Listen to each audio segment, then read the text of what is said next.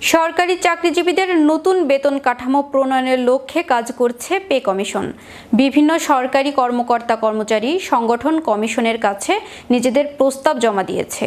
সম্প্রতি বাংলাদেশ সরকারি কর্মচারী কল্যাণ ফেডারেশন পে কমিশনের সঙ্গে মতবিনিময় সভায় সর্বনিম্ন বেতন ৩৫,০০০ টাকা নির্ধারণের প্রস্তাব দেয়। একই সঙ্গে তারা গ্রেড সংখ্যাও কমানোর প্রস্তাব করেছে।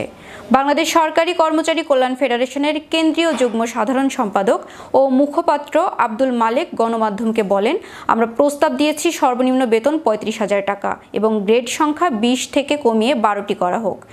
সর্বশেষ ২০১৫ সালে পে স্কেল করা হয়েছে, ২০২০ সালে হওয়ার কথা থাকলেও হয়নি উল্লেখ করে তিনি বলেন, এ কারণে কর্মচারীরা আর্থিকভাবে ক্ষতিগ্রস্ত হয়েছেন।